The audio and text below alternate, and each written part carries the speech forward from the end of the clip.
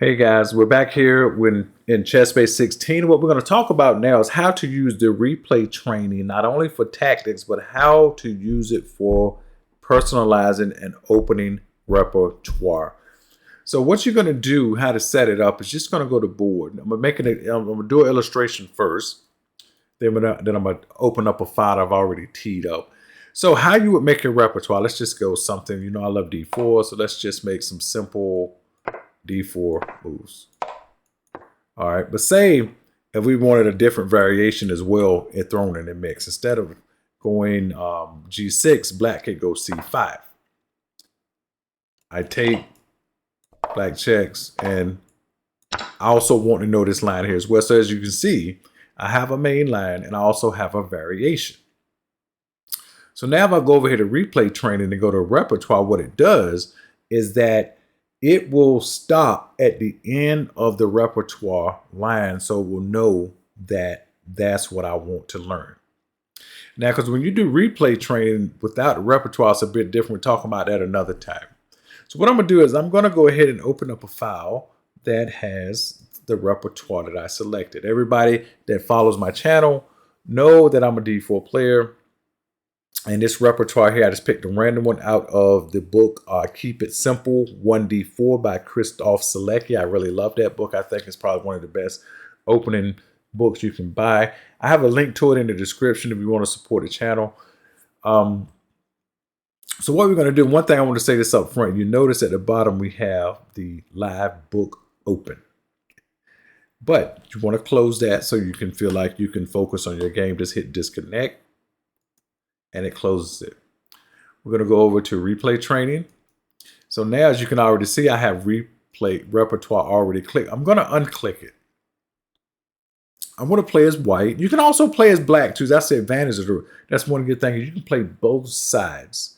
You can do hints. So we're not going to do hints. We're just going to focus just on playing the white side of this repertoire. So all right. So when you click repertoire, it said the loaded game contains 34 moves. Is this really a repertoire game? Of course it's a repertoire game. So one quick thing I will let me go back to the notation first, is because we have this main line and also this variation, it will kind of randomly pick which variation to play when it gets, say, to move 8 in this case, for example. So what I like to do, again, this is just for illustration here. What I like to do is have a minimum of 5 different variations. So that way you don't have to. If you want to play the same variation over and over again, that's totally fine. There's nothing wrong with it. I'm not suggesting there's anything wrong with it. I'm just saying that if you want to kind of learn different things, have multiple variations set up already. And another good thing is that when you play replay training, sometimes you can just play a move that is not part of your repertoire, and then you get a little bit of feedback. So let's just go ahead and start out. We're going to do that here in a few moves. Okay. All right. So as you notice, all of these moves are part of the repertoire. So what I'm going to do is I'm going to make a move I know is not part of the repertoire. I'm going to play H4 and watch what happens. We go H4. It just says this move hasn't been played, but what you're getting out of, you look right here at the evaluation right here. It's not so bad. I mean, it's probably not a move you really want to play in this position per se, but it's not bad. Let's play a bad move and see what happens. I'm going to go bishop to H6. Now this is bad. Now you see the mistake is a 3.8 pawn mistake, and that's what this is saying here in the red ribbon. And evaluation is, in black's favor, nearly 3.5 pawns. So in other words, if you want to just try a move to see what it does, and maybe you can analyze that separately outside of the repertoire, then add it. Because that's one good thing about a repertoire. Once you take this file right here, this notation file, you can save it and you can keep building on it. So you don't have to keep making new files. You can take this one file and just keep building on it. So with that said, let's go ahead and make some correct moves here.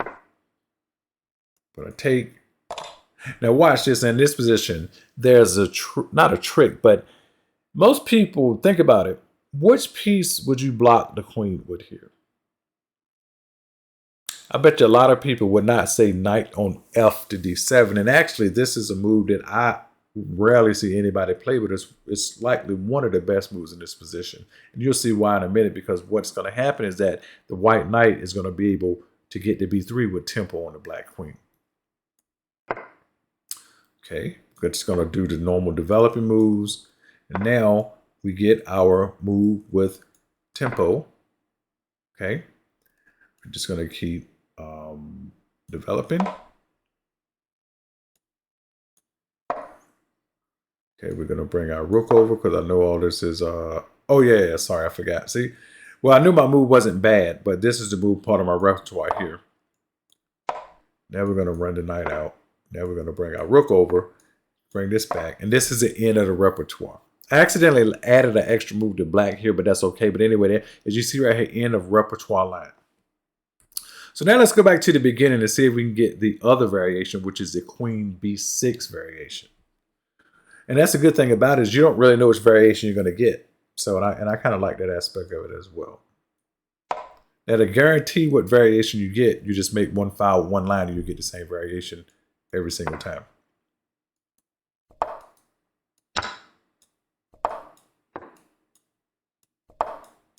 See there, you see, we got the queen to b6 line. I'm going to pull this out, and we're going to step up here, and that is the end of that repertoire line.